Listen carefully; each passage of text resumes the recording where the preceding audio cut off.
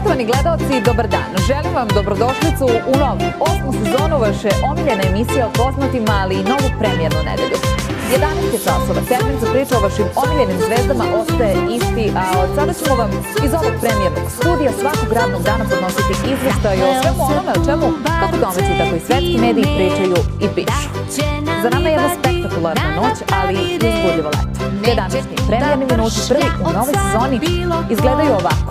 Vreme za leto premijerne priče koje je naša ekipa na Primorju zabeležila samo za nas. Čuli smo priču o nove sezone, ali sada je pravi trenutak da se podnosimo kako se to poznati pogodilo na letovanju. Da, vršlja od sad bilo ko, viseka mi ljaga, niko za nivo.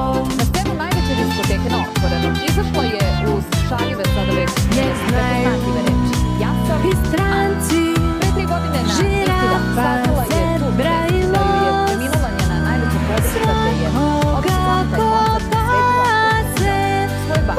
Ti noći nas na Primorju u Zagrebu. Hvala na pažnju, gledalci. Ovim je zvanično završeno prvo premijerno izdanje u novoj 8. sezoni. Mi smo se zvati sutra od danas. Samo želim prijemno zdravlje dana od najnovije ekipe koje nećete slušati da li se dodavamo. Fan radija, Sofiju za četiri nekakve prve, ali samo televizije je noći koje se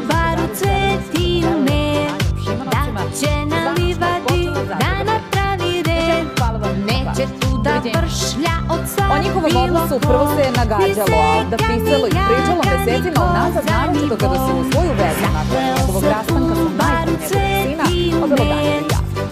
Mišljenja su podeljena, dok jedni podržavaju, drugi oštro osuđuju, kako je to uopšteno uvek slučaj kada je ono pitanje. A sada su se Dan Lazić i njegova izabrana pojavili zajedno pred kamerama na televiziji po prvi put.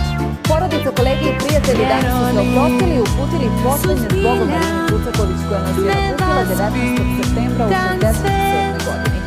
Njene pesme mnogo su lansirale među zvezdi, neki su njene putove osvojili svet.